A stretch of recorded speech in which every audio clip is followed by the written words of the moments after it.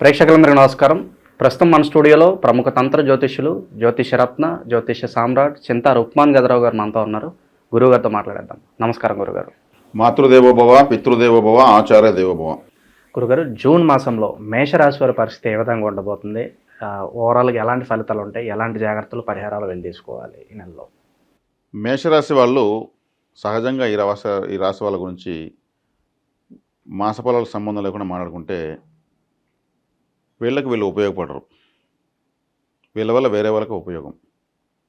వీళ్ళు love marriage చేసుకుంటే life spoil, మేనరకం చేసుకుంటే లైఫ్ స్పాయిల్, ఆలస్యంగా వివాహం చేసుకుంటే జీవితం సక్సెస్, తొందరపడి వీళ్ళు చేసుకున్న లైఫ్ సక్సెస్ కాదు. ఎప్పటికీ ఇతరులకు ఉపయోగపడుతూ ఉంటారు. కష్టం ఎక్కువ, ఫలితం తక్కువ. కష్టం ఎక్కువ, గుర్తింపు తక్కువ. ఇక ఇది నాది అంటే ఇది వీళ్ళది కాదు. మేషరాశిలో పుట్టి కోట్లు సంపాదించిన వాళ్ళు బినామీలతోనే సక్సెస్ అంటారు. వాళ్ళ పేరుతో కాకుండా వేరే వాళ్ళ పేరుతో రాసి పెడతారు. భార్య, పిల్లలు, తగిన నమ్మిన బంట్లు ఇటువంటి వాళ్ళతో పేరు రాస్తేనే కలిసి వస్తుంది. వీళ్ళ పేరుతో ఏ విధమైనటువంటి డాక్యుమెంట్స్ ఉన్నా కానీ సమస్యలు వస్తాయి. అంటే వీళ్ళు అవుతుంది కదా డాక్యుమెంట్. కాబట్టి ఒకటి అడిగితే 4 సలహాలు ఇస్తారు. అడిగింది ఒకటి కానీ 4 ఇస్తారు. నష్టం చేసిన వాళ్ళకు వీళ్ళకి శత్రువులకు కూడా వీళ్ళు సహాయపడతారు. అడిగితే చాలు హెల్ప్ చేస్తారు. ఇంత పరోపకారం చేసినా కానీ వీళ్ళ వల్ల వీళ్ళకి ఉపయోగం ఉండదు. అది లోపమా, శాపమా, దోషమా అదే అర్థం కాని పరిస్థితి. కాబట్టి వివాహ విషయంలో చాలా కేర్ఫుల్ వీళ్ళు. మేము మా కొడుకు మీ కూతురు అని మాటలు ఇవ్వడము ఇటువంటి మేషరాశులు చేస్తే ఇంకా పెద్దవాళ్ళ మాటకు వీళ్ళ జీవితం బలైపోతుంది. మన బిడ్డే కదని కట్టుకుంటే మా మీదే నిందలేసింది, మా అబ్బాయిని వదిలేసి వెళ్ళిపోయింది అంటారు. ఇక్కడ మేషలగ్నంలో పుట్టారు, అంతే, ఇంకేం లేదు. కాబట్టి ఇప్పుడు నేను చెప్తున్న వాటిలో మీరు ఈ రాశి వాళ్ళు బెనిఫిట్ తెలుసుకుని ఎలా సవరించుకుంటారో అనేసి చెప్తున్నా. సహజమైనటువంటి వీళ్ళ జీవితంలో జరిగిన ముఖ్యమైన సంఘటనలు.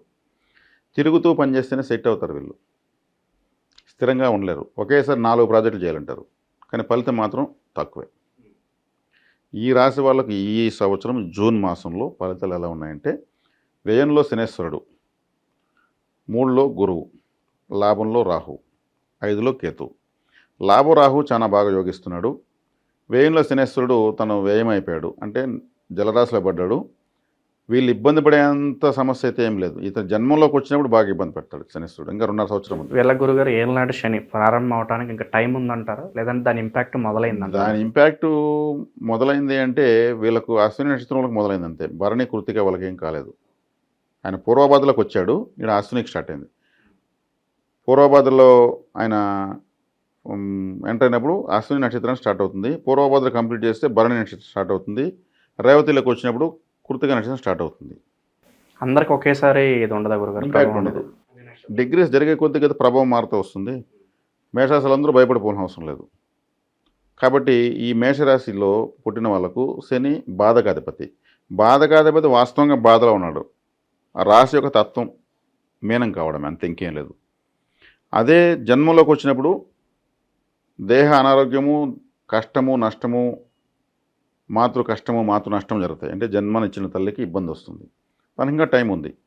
కానీ ఎంతున్నా కానీ గ్రహము శనేశ్వరుడు కంఫర్ట్గా ఉండలేడు మీనరాశిలో. అది వ్యయస్థానము, జలస్థానము. కాబట్టి ఏలినాటి శని గురించి వీళ్ళు ఆందోళన చెందుతున్నంత ఏమి ఇక్కడ లేదు. నేను అందుకే వివరంగా చెప్తున్నా విషయం. జన్మంలోకి వచ్చినప్పుడు మాత్రం అది నీళ్ళలోంచి ఏమవుతుంది, మామూలు అగ్ని తత్వంలోకి వస్తుంది. అక్కడ నేచపడిపోతాడు శనేశ్వరుడు. నేచపడినప్పుడు కూడా ఒక 50% ప్రభావం చూపించగలుగుతాడు జన్మలోకి వస్తే కూడా. ఎందుకంటే తన బలాన్ని కోల్పోతున్నాడు. మేషంలోకి వస్తే బలాన్ని కోల్పోతాడు. అక్కడ అతను పూర్తిగా బలహీనుడు శనేశ్వరుడు. అయినా ఒక 50% పనిచేస్తాడు. డైరెక్ట్ ప్లానెటే వచ్చేస్తుంది కాబట్టి 100% పనిచేయదు. ద్వితీయంలోకి వెళ్ళినప్పుడు వీళ్ళకు ఫైనాన్షియల్గా అప్పుడు ఉంటుంది ఇబ్బంది. అప్పటి వరకు పెద్దగా అందరూ చెప్తున్నంత తీవ్రంగా ఏదో చేసేసేది ఏం లేదు. సో ఎవరికైతే ఈ మొదటి దశ ప్రారంభమవుతుందో వాళ్ళు డబ్బు పరంగా చాలా జాగ్రత్తగా ఉండాలంటారు. అశ్విని నక్షత్రం వాళ్ళు కేర్ఫుల్గా ఉండడం మంచిది. ఇక్కడ అతను ఇక్కడ మీనరాశిలో 2వ నక్షత్రంలోకి ఎంటర్ అయినప్పుడు మేషరాశిలో 2వ నక్షత్రం వాళ్ళు కేర్ఫుల్గా ఉండాలి. మీనరాశిలో 3వ నక్షత్రం ఉన్నప్పుడు మేషరాశిలో 3వ నక్షత్రం వాళ్ళు కేర్ఫుల్గా ఉండాలి. ఇక్కడ జరుగుతున్న కొద్దీ ఇక్కడ సీరియల్ వస్తూ ఉంటుంది. ఒకేసారి 3 నక్షత్రాల పైన ప్రభావం ఉండదు. ఓకే, ఇది తీసుకున్న చారైంది, ఇక్కడ ఏ చారకు అది అన్వయించబడుతుంది, 12వ స్థానం అవుతుంది అనేదాన్ని బట్టి. కాబట్టి ఇప్పుడు మేషరాశికి ఏలినాటి శని స్టార్ట్ అయిపోయింది అని ఊరికే వాళ్ళని ఊదరగొట్టి భయపించాల్సినంత పని చేయకూడదు, తప్పది. ఆడంత లేదు. ఇక్కడ తీసుకుంటే శనేశ్వరుడు అంటే ఏమి, శని ఎప్పుడు కంట్రోల్ అవుతాడు అనే దానిపైన దృష్టి పెడితే చాలు. శని కలిసి రాని గ్రహము, కలిసి రాని దాన్ని త్యాగం చేయాలి, కలిసి వచ్చేదాన్ని స్వీకరించాలి. శని అంటే పాదరక్షలు, శని అంటే శుభ్రత చేసేటువంటి పరికరాలు, చీపుర్లు ఇవన్నీ. కాబట్టి శని అంటే ఈ పాదరక్షలు. కాబట్టి చెప్పులు కుట్టుకునే వాళ్ళు కావచ్చు, ఈ తక్కువ రేటు చెప్పులు అమ్ముకునే వాళ్ళు ఉంటారు ప్లాట్ఫామ్స్ పైన, అటువంటి వాళ్ళు కావచ్చు, చెప్పుల స్టాండ్లో పనిచేసేటువంటి వాళ్ళు ఆలయాల కాడ, హాస్పిటల్స్ దగ్గర చెప్పుల స్టాండ్లో ఆడ పనిచేసే వాళ్ళు కావచ్చు, హాస్పిటల్లో క్లీనింగ్ డిపార్ట్మెంట్ కావచ్చు, ఆలయాల్లో ఊడ్చి క్లీన్ చేసేవాళ్ళు కావచ్చు, ఇటువంటి వాళ్ళకంతా గుర్తించుకునేసి మనం ఏదైనా ఖర్చు పెడేసే చాలు, శని ప్రభావం తగ్గిపోతుంది. ఇక్కడ మనం ఏం చేస్తున్నాం, పరిహారం చేస్తున్నాం. దీన్ని ఎంత ఎక్కువ చేస్తే ఏలినాటి శని ప్రభావం అంత తగ్గిపోతుంది. మనం నీళ్ళు జల్లినట్టు ఏలినాటి శని పైన. ఏలినాటి శని అంటే ఒక మంట అనుకుందాము, మనల్ని కాలుస్తుంది అనుకున్నాము, దానిపైన మనం ఈ పరిహారం నీళ్ళు జల్లేస్తాం, అది చల్లారిపోతుంది. నీళ్ళు పడిందే అగ్గి చల్లారదు. కాబట్టి ఈ పరిహారాలు ఎక్కువ చేయాలి. పెద్దవాళ్ళకు చెప్పులు తీసేవాళ్ళు, ముసలి వాళ్ళు. అదేవిధంగా వికలాంగులు ఉంటారు, కాళ్ళు ఇబ్బందిగా ఉంటుంది, అటువంటి వాళ్ళకు ఏదైనా హెల్ప్ చేయొచ్చు. మనం చేయగలం, మన స్తోమత కొద్దే చేయాలి అంతే. ఇప్పుడు మనకు డబ్బు లేదు కదా అనేసి వికలాంగులకు వీల్ చైర్ తీసేంటి అని తీస్తాం. తీసి ఇవ్వగలిగితే వాళ్ళకి ఏదైనా ఫుడ్డో ఇంకేదన్నా డబ్బులు కొంత ఇవ్వచ్చు. వాళ్ళు ఏం చేసి సంపాదించుకోలేరు కాబట్టి. కాబట్టి శని కారకత్వాలను గుర్తించుకొని చేయాలి. అదేవిధంగా కొంతమంది ఎక్కువ మంది కాకి అన్నం పెడితే మంచిది, కోతికి అరటి పండిస్తే మంచిది, కుక్కకు బన్నోటి ఇస్తే మంచిది చేయొచ్చు. ఇతర జీవులను ఆదరించవచ్చు. కాకి అంటే ఆయన వాహనమని, కుక్క అంటే కాలభైరుడు వాహనము, ఆయన శిష్యుడు శనేశ్వరుడని, కోతి అంటే ఆంజనేయ స్వరూపమని, ఆంజనేయ స్వామిని ఆరాధిస్తే శనేశ్వరుడు పనిచేయడని, అన్నీ కరెక్టే, చేయొచ్చు. వాటిలో కూడా పరిహారం ఉంది. కాబట్టి ఇవన్నీ చేయడానికి లక్షలేం ఖర్చు కాదు, మనం చేసుకోగలిగినవే. ఇప్పుడు ఎక్కడో శని సింగనాపూర్ వెళ్ళమని నేను చెప్పలేదు. ఇంకెక్కడో శని ఆలయము మందపల్లి అంటే తూర్పుగోదావరి జిల్లాలో ఉన్నటువంటి వాళ్ళని ఇక్కడ నుంచి వెళ్ళమని, అక్కడ వాళ్ళు అది చేయొచ్చు. దానికి అయ్యప్ప స్వామి మాలేస్తారు. అయ్యప్ప స్వామి మాలకు మాకు ప్రామాణికం దొరకలేదు. కానీ శని సింగనాపూరు, మందపల్లి ఇటువంటి రిజల్ట్స్ ఇస్తాయి. కానీ పోలేని వాళ్ళు ఇప్పుడు నేను చెప్పిన పరిహారాలు చేసుకోవచ్చు. ఇప్పుడు ప్రజెంట్ ఉన్న గ్రహస్థితి బట్టి గురుగారు వీళ్ళ ఆర్థిక స్థితి ఎలా ఉండబోతుంది? ఆర్థిక స్థితి ఎత్తుకుంటే వీళ్ళకి ఎప్పుడు డబ్బులు అవసరం ఉండనే ఉంటుంది. ఏలినాటి శనితో సంబంధం లేదు, గురు బలంతో సంబంధం లేదు. వీళ్ళు ఎప్పుడు డబ్బుకు ట్రై చేస్తూనే ఉంటారు. అప్పులు ఎక్కడ వస్తాయా? వీళ్ళు ఎక్కువ పని చేసి తక్కువ తీసుకుంటున్నారు కదా, వేరే వాళ్ళకి ఎక్కువ ఉపయోగపడుతున్నారు, వాళ్ళు వీళ్ళకి ఉపయోగపడరు, 100% ఉపయోగపడరు. మళ్ళీ వీళ్ళకి ఎప్పుడు అవసరం లేదు, లైఫ్ టైం ఏదో ఒక దానికోసం డబ్బు కోసం ట్రై చేస్తూనే ఉండాల్సిన రాశిది. బినామీలు పెట్టుకోవడం వల్ల మాత్రం సక్సెస్లోకి వస్తారు, లేదు నమ్మకం ఇంట్లో వాళ్ళ దీనివల్ల సక్సెస్లోకి వస్తారు.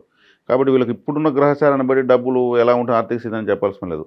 వీళ్ళు చేసే కష్టం ప్రపంచంలో ఎవరు చేయరు. వీళ్ళు చేసే మైండ్ వర్క్, వీళ్ళు చేసే హార్డ్ వర్క్, వీళ్ళు చేసే పరోపకారము ఇంకెవరు చేయరు. కానీ వీళ్ళకే తక్కువ రిజల్ట్స్ ఉంటాయి. అది జ్యోతిశాస్త్ర విచిత్రం ఇదంతా. ప్రస్తుతం అయితే పెట్టుబడుల విషయంలో ఏమైనా జాగ్రత్తలు తీసుకోవాలి గురుగారు వెళ్ళేమన్నా? పెట్టుబడుల విషయంలో జాగ్రత్తలు తీసుకుంటే కొంచెం మంచిదే. ఎందుకంటే వ్యయంలో శని ఉన్నాడు, ద్వితీయాన్ని చూస్తాడు, మూడో ఇంట్లో గురువు ఉన్నాడు. ఈ మూడో ఇంట్లో గురువు ఉంటే వీళ్ళు ప్రయత్నాల్లో కొన్ని సక్సెస్ అవుతూ వస్తాయి. అదొక ప్లస్ పాయింట్ ఉంది ఇక్కడ. ప్రయత్నం అనే స్థానంలో గురువు ఉన్నాడు కాబట్టి చేసే ప్రయత్నాలు బాగా సక్సెస్ అవుతాయి. వీళ్ళు ఫైనల్గా ఇన్కమ్ పొందే దాంట్లో వీళ్ళే మిస్టేక్స్ చేస్తారు. తక్కువ ఇన్కమ్ కూడా ఒప్పుకునేస్తారు ఏదైనా పని, అది వీళ్ళే తప్పు. కానీ అది ఒప్పుకోకపోతే అది కూడా లేకుండా పోతుందేమో ఒప్పుకుంటారు. అడ్డదారులు తొక్కే అవకాశం కనిపిస్తుందా డబ్బు కోసం?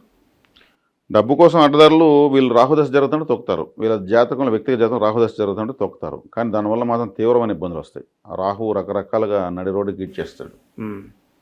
రాహుతో పెట్టుకుంటే మాత్రం ఎవడు పెట్టుకోకూడదు రాహుతో. మీరు అంటూ ఉంటారు ఏలినాటి శనిలోనే ఎక్కువ పెళ్ళిళ్ళు అవుతాయి అంటూ ఉంటారు. ఇప్పుడు ప్రజెంట్ ఉన్న గ్రహస్థితి బట్టి ఎలాంటి ఖచ్చితంగా అవుతుంది, పెళ్లి అవుతుంది. ఇప్పుడు పెళ్లిడికి వచ్చిన అబ్బాయిలు కానీ అమ్మాయిలు కంటే వివాహ ప్రయత్నాలు చేస్తే ఖచ్చితంగా అయిపోతుంది, మ్యాచింగ్ అయిపోతుంది. శుభకార్యరీత్యా ధన నష్టము, ధనానికి ఇబ్బంది రావడము ఇలా జరుగుతుంది.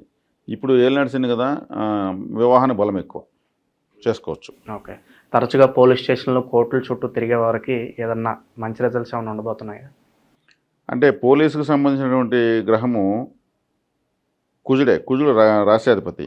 కుజుడు అన్కంఫర్ట్గా ఉన్నాడు, ఆగస్టు వరకు ఉన్నాడు అన్కంఫర్ట్గా.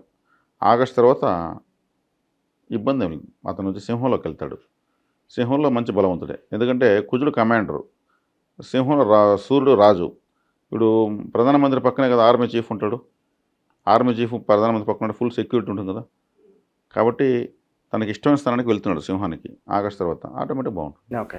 ఇక ఆరోగ్యపరంగా ఎలా ఉంటుంది గురుగారు? మెంటల్ టెన్షన్స్ కావచ్చు, ఇలాంటివి ఏమన్నా ఉండే అవకాశం? మెంటల్ టెన్షన్స్ వీళ్ళకి common.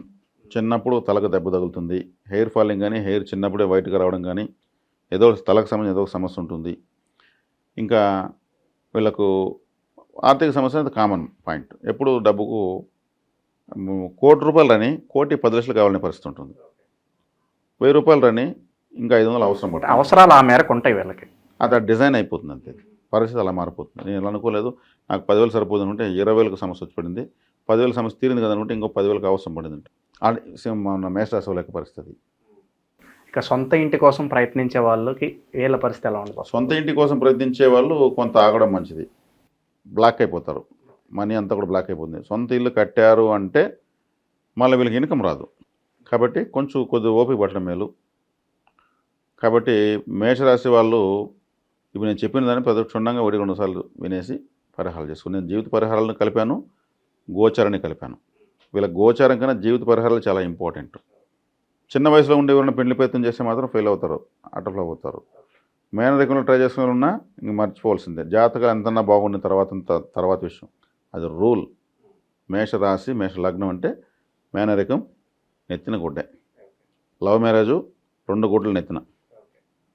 Arrange marriage better, late marriage ఇంకా బెటరు. ఇక వీళ్ళు దైవారాధన విషయంలో ఏ భగవంతుడికి ఎక్కువగా ఆరాధిస్తే బాగుంటుందంటారు గురుగారు? సుబ్రహ్మణ్య ఆరాధన ఎక్కువ చేయాలి. సుబ్రహ్మణ్య ఆరాధన ఎక్కువ చేయాలి. అదేవిధంగా వీళ్ళ అశ్విని నక్షత్రంతో వీళ్ళ జాతకం, వీళ్ళ యొక్క రాశి స్టార్ట్ అవుతుంది. ఆ మేషరాశి అంటే తల, అశ్విని నక్షత్రం అంటే అశ్విని నక్షత్రం జ్యోతిశాస్త్రం స్టార్ట్ అవుతుంది. అశ్విని నక్షత్రానికి అధిపతి కేతు.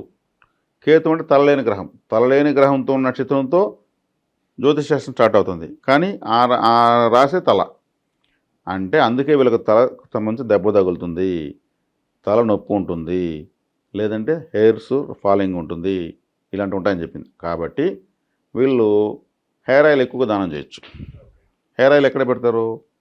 తలకే పెడతారు. అశ్విని హెయిర్ ఆయిల్ కాకుండా దానం చేయొచ్చు. అశ్విని అనే పేరుతోనే ఉంది హెయిర్ ఆయిల్. అది ఆ పేరుతో హెయిర్ ఆయిల్ రావడమే గొప్ప. ఇంక వేరే హెయిర్ ఆయిల్ ఉంటే ఇవ్వచ్చు. అశ్విని హెయిర్ ఆయిల్ని వీళ్ళు పెండీడు వచ్చిన అమ్మాయిలకు వీళ్ళ పెద్దల ద్వారా, తల్లిదండ్రుల ద్వారా ఇప్పించడం మంచిది. వాళ్ళు ఒక దువ్వెన ఒక హెయిర్ ఆయిల్ ఒకటి ఇచ్చేస్తే, ఎక్కడ గిరిజన సంక్షేమ శాఖ హాస్టల్స్లో పేదమ్మాయిలు చదువుకుంటూ ఉంటారు, ఒక పెద్ద దువ్వెన ఒక హెయిర్ ఆయిల్ బట్టలు వాళ్ళు గంటలుగా తల దువ్వే వాళ్ళు లేడీసే తలకు పెడతారు, జమ్మని దూకుంటారు, రిలాక్స్ అవుతుంది. వీళ్ళకి ఆ దోషం పోతుంది, పెండ్లి బలం పెరుగుతుంది. పెండ్లి బలం పెరిగింది కదంటే మళ్ళీ మ్యాన్ రోల్కి పోకూడదు, మళ్ళీ లవ్ మ్యారేజ్లకు పోకూడదు, అతను తొందరగా చిన్న వయసులో పెండ్లికి పోకూడదు. తిరుగుతూ చేసే పనులే ఉద్యోగులు, వ్యాపారులు పనిచేస్తారు. రిప్రజెంటేటివ్లు, ఇన్సూరెన్స్ ఏజెంట్లు, లేదంటే ఒక కంపెనీ తరఫున ఏదో కలెక్షన్ మేనేజర్, డెలివరీకి సంబంధించి అయినా బాగానే ఉంటుంది ఏదన్నా. వీళ్ళు ఇంకోటి ఏమంటే, వీళ్ళు ఎక్కడైనా కంపెనీలు చేరితే వీళ్ళే వదిలేసి వచ్చేస్తారు ఆ కంపెనీని. లేదు కంపెనీ వాళ్ళు బయట పంపించేస్తారు. ఎందుకంటే వీళ్ళకి ఇచ్చిన డ్యూటీ వీళ్ళు చేయరు. కంపెనీ లాభ నష్టాలను చూసి మీరు ఇలా చేసుకుంటే ఇంకా లాభాలు వస్తాయని ఐడియాలు ఇస్తారు. వాళ్ళ మంచి కోసం చెప్తారు, కానీ అది వాళ్ళకి చిరాకు తెప్పించే విధంగా ఉంటుంది. నువ్వు ఉద్యోగం చేసిన వచ్చావు, మాకు సలహాలు ఇచ్చేందుకు వచ్చినావు అనే పరిస్థితి తయారైపోతుంది. వీళ్ళు ఏమైనా కంపెనీ బాగు కోసం మనం ఏం చేయాలని ఆలోచిస్తారు. వీళ్ళ డ్యూటీ వీళ్ళు చేసేసి అడిషనల్ డ్యూటీ ఏంటంటే కంపెనీకి లాభాలు రప్పించాలంటే వాళ్ళు అడగనే వీళ్ళు పోయి సలహాలు ఇస్తారు. ఆడవాళ్ళు చిరుతుకొని వస్తుంది. అట్లాంటి సమస్యలు తెచ్చుకుంటారు వీళ్ళు. కొద్ది రోజులు 4-5 కంపెనీలు మారినాక ఏమవుతుంది, మనమే సొంతంగా పెట్టుకుందాం, ఒకటి కింద పని చేస్తే మనం ఏందో అని చెప్పేది. ఆ ఐడియాలు మనకే ఉన్నప్పుడు మన ఐడియాలు మనం చేసుకుందని 10 మందికి ఉద్యోగాలు ఇచ్చే స్థాయికి కూడా వచ్చేస్తారు వీళ్ళు. ఓకే, మంచి గుడ్ క్వాలిటీస్ ఇవంతా. సో ఓవరాల్గా జూన్ మాసంలో మేషరాశి వాళ్ళకి ఏ విధంగా ఉంటుంది, ఎలాంటి రెమెడీస్ చేసుకోవాలి, చాలా బాగా వివరించారు గురుగారు. ధన్యవాదాలు. ధన్యవాదాలు.